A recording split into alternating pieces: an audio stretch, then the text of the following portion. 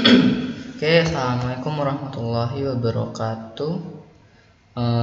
Kali ini saya akan menjelaskan materi eh, tentang soal yang saya buat untuk memenuhi tugas mingguan POK, tugas mingguan POK dari Pak Febi. Nah, jadi untuk soal kali ini itu kan ada 3 soal di dalam materi memori, cuman dibagi menjadi 3, yaitu cache memory, internal memory, sama external memory. Jadi di sini untuk soal bagian cache memory, konsep locality pada cache merujuk pada untuk opsi jawaban yang benar, yaitu kecenderungan instruksi dan data diakses secara berkelompok. Hal ini dikarenakan konsep locality of reference adalah dasar kerja cache.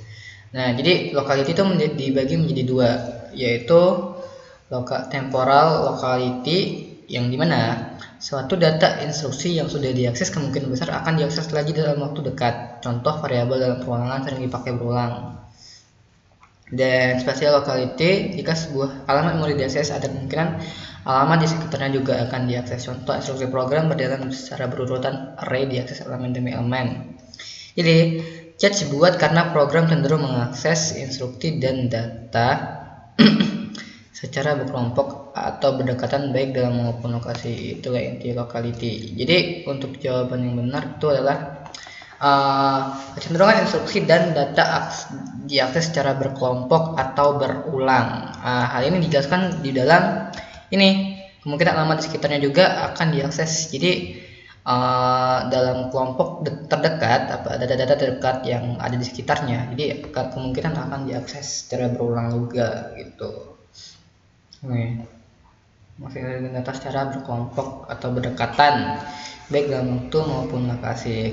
Nah, kenapa jawabannya salah? Untuk opsi frekuensi CPU melakukan flashing itu berarti membersihkan cache.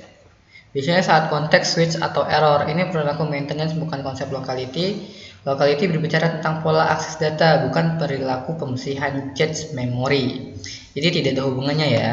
Dan untuk ukuran blok cache yang semakin mengecil, ini adalah parameter desain cache, bukan konsep locality. Jadi kan locality memang mempengaruhi pemilihan ukuran blok, tapi bukan definisinya. Dan yang pilihan terakhir, locality tetap locality meskipun ukuran blok besar atau kecil. Jadi blok cache-nya mau besar ataupun kecil, locality itu tetap akan berjalan. Jadi pengaksesan data berkelompok itu akan tetap berjalan. Jadi ini berbicara tentang hardware, bukan pola akses memori. Jadi ini sangat berbeda ya. Dan untuk yang terakhir, mapping cache yang selalu berubah. Nah, mapping cache itu adalah cara alamat memori dipetakan ke cache direct map asosiatif. Ini bagian dari fitur cache, bukan definisi locality. Locality sama tidak berkaitan dengan perubahan mapping. Jadi perbedaannya yaitu mapping cara penyimpanan, sedangkan locality pola pemakaian data oleh program. Jadi ini tidak ada kaitannya sama sekali antara mapping dan locality ini.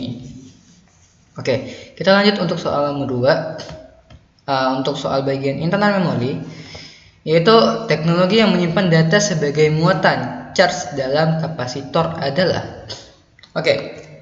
Untuk jawaban yang benar itu ada di opsi C, DRAM. Kenapa DRAM? Karena DRAM merupakan Dynamic Random Access Memory, menyimpan data dalam bentuk muatan listrik charge di dalam kapasitor.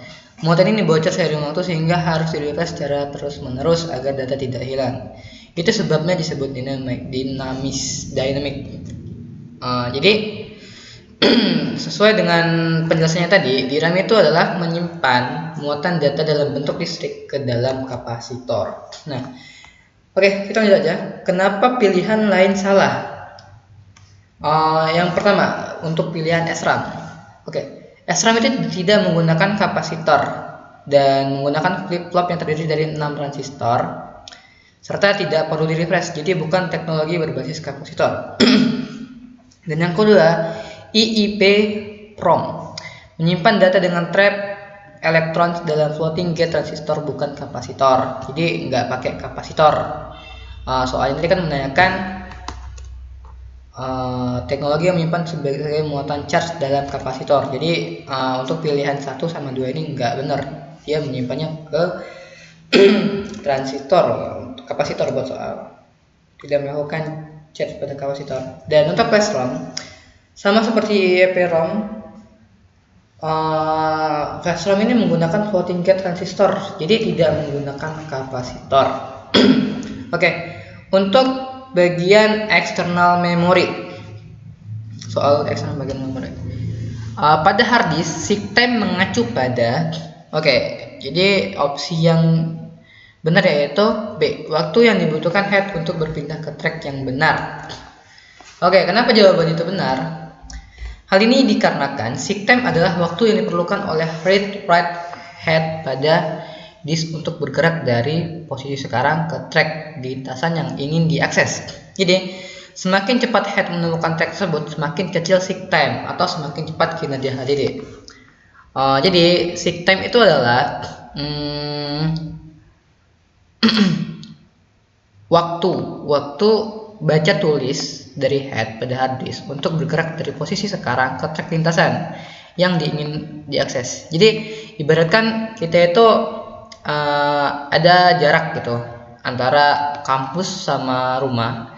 Jadi semakin cepat kita ngakses kampus itu, jadi semakin cepat lintasan dari kita bergerak di lintasan itu, semakin cepat juga datanya bisa diakses. Jadi semakin cepat juga kita bisa akses data-datanya tadi gitu. Dan kenapa pilihan lain salah? 1. Waktu membaca seluruh sektor dalam satu putaran.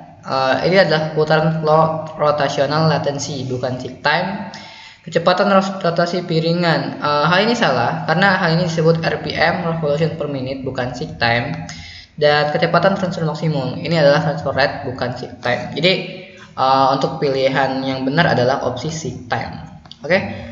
Kemungkinan untuk tugas kali ini cukup sampai di situ saja. Saya akhiri. Wassalamualaikum warahmatullahi wabarakatuh.